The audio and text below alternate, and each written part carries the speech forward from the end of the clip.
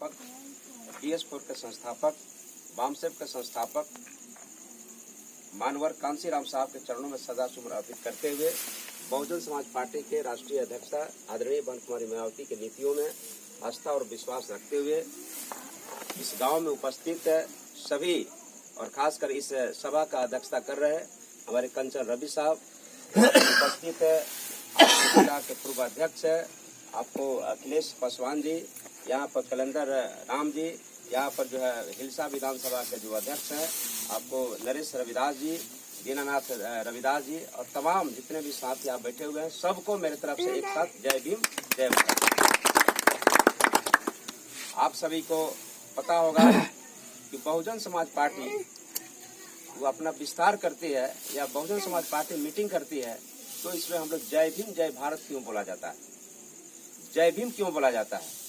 जय भीम का मतलब होता है बाबा साहब डॉक्टर अम्बेडकर का बचपन का नाम था भीम, या कहें कि भीमराव अम्बेडकर को हम लोग शॉर्ट नाम लेते हैं भीम, तो जय भीम बोलते हैं।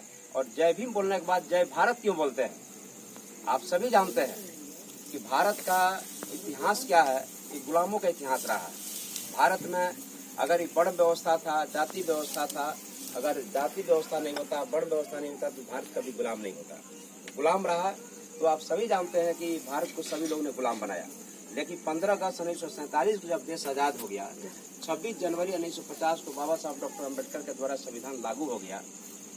अगर संविधान लागू नहीं होता तो हमारे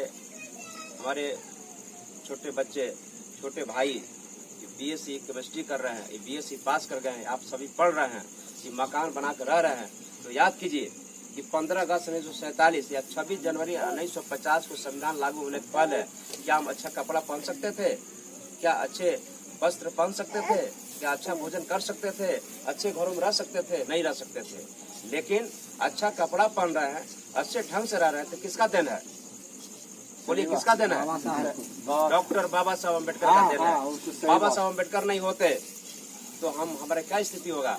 लोग कहता था रे चमड़ा, रे दुसदा, रे धोबिया, रे मुसहरबा, रे पसिया।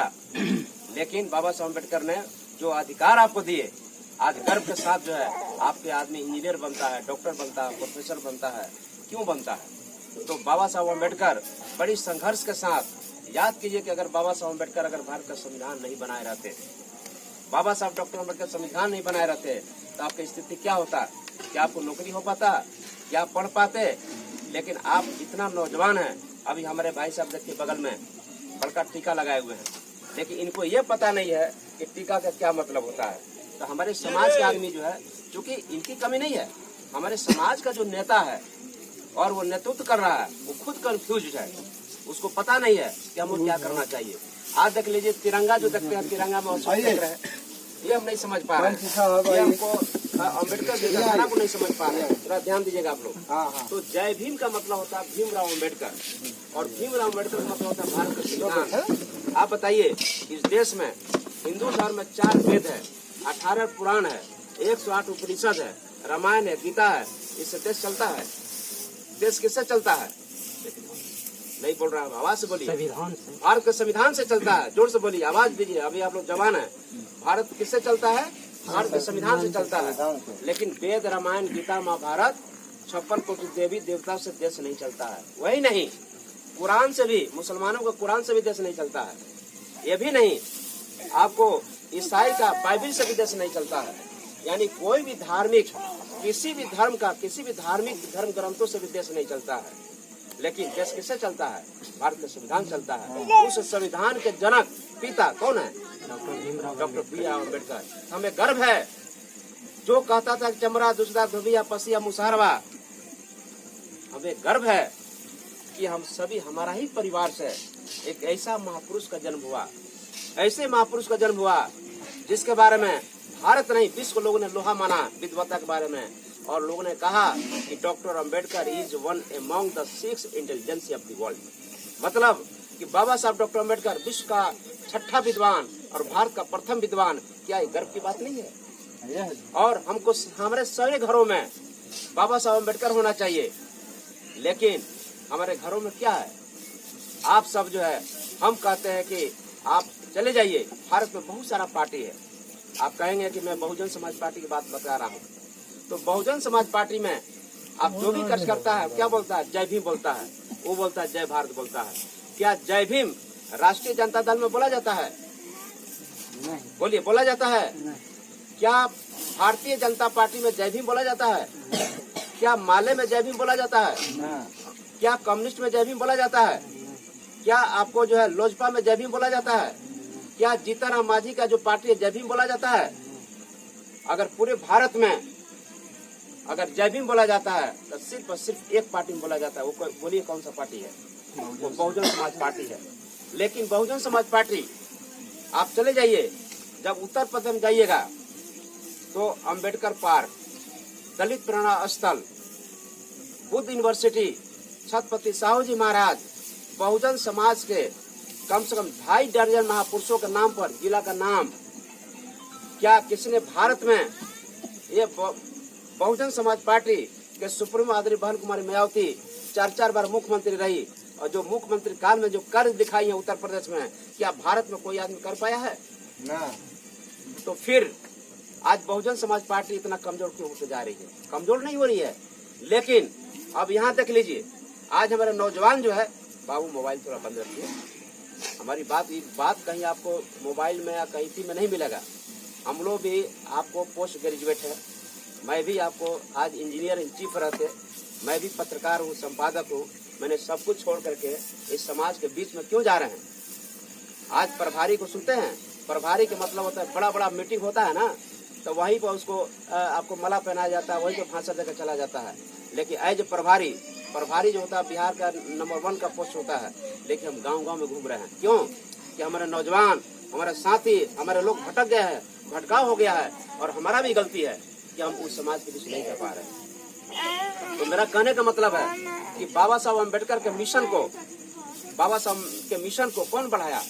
आपको पता होना चाहिए कि 14 अप्रैल 1984 को बहुजन समाज पार्टी का गठन हुआ, जिसके संस्थापक मानवर कांशीराम साहब एक जो है डिफेंस रिसर्च करते थे, उन्हें नौकरी छोड़ दिए, नौकरी का त्याग पत्र दे दिए, और बाबा साहब मानवर कांशीराम साहब ने अपने माँ को 27 फरवरी को चिट्ठी लिखते हैं, माँ मुझे सर पर सियारा नहीं कफन चाहिए, इस गुलाम देश में गुलाम बच्चा पैदा नहीं करना चाहते हैं। और मानवर कांशीराम साहब घर से निकल जाते हैं, साइकिल चला करके पूरे देश में घूमते हैं।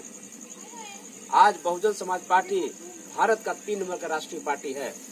हम आपसे पूछना चाहते हैं, बिहार में बहुजन समाज पार्टी की सरकार नहीं है, लेकिन यहाँ पर राष्ट्रीय जनता दल 15 साल राज किया।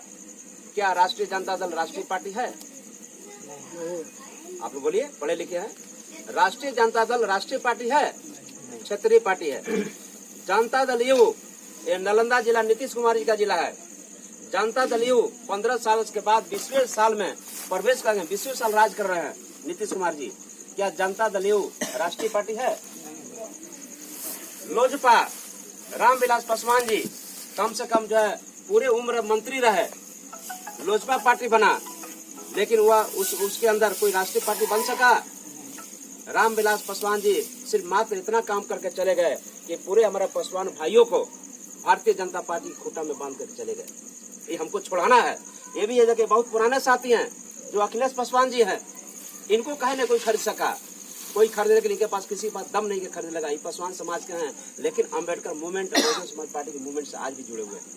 हम ये कहना चाह रहे हैं, आज हमारे जीतनराम मांझी, बहुत सारा ऐसा मुसहर समाज के हमारे भाई हैं जो कि कोसों विकास से दूर हैं, लेकिन आप किसका साथ सरकार चला रहे हैं तो मेरे आदमी, लेकिन आप किसके साथ हैं? यही नीतीश कुमार जी जीतनराम मांझी को सत्ता से कान पकड़ हटा दिए, पता है ना।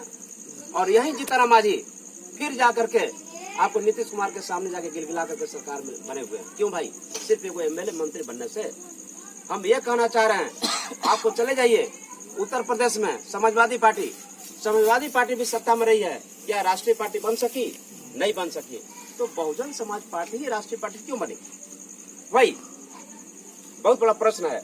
बहुजन समाज पार्टी राष्ट्रीय पार्टी इसलिए बनी कि बहुजन समाज पार्टी का छोटा सा भी कार्यकर्ता होगा तो खड़ा होकर क्या बोलता है? खड़ा होकर बोलता है कि बहुजन समाज में जन्मे सभी संतों गुरुओं का, यानी बहुजन समाज पार्टी बहुजन समाज के सभी संतों गुरुओं का सम्मान करती है। आप देखें दशरथ मांझी, माउंटेन मैन, दशरथ मांझी को भारत रत्न मिलना चाहिए, वो हकदार हैं। लेकिन दशरथ मांझी जैसे महामानव को जो पत्थर काट करके एक रास्ता बना दिए, वैसे महामानव को भारत रत्न मिलना चाहिए, नहीं मिलना चाहिए? मिलना चाहिए। लेकिन कौन देगा? क्या आपको लगता है कि भारतीय जनता पार्टी देगी? क्या आपको लगता है कि कांग्रेस देगी? लेकिन बहुजन समाज पार्टी की सरकार बन जाए तो आपको माउंटेन मैन दशरथ मांझी को भारत रत्न मिल सकता है। मानवर कांसीराम साहब पूरे जीवन आजीवन आकर गांव-गांव घूमे, समाज को जगाए, लेकिन क्या आपको लगता है कि भारतीय जनता पार्टी आपको भारत रत्न देगी? नहीं दे सकती है। लेकिन आप हम नौजवान, हम सब साथी हैं, हम सभी को किताबी नॉलेज है, स्कूली नॉलेज है, लेकिन सामाजिक ज्ञान नहीं। तो सामाजिक ज्ञान कहाँ से होगा, कहाँ से आएगा? इसलिए कि बहुजन समाज पार्टी जो अपने में मिलता है, एक दूसरे का खर्च करता है, तो क्या बोलता है? जय भीम, जय भीम है ना, भीमराव अम्बेडकर। तो आप बताइए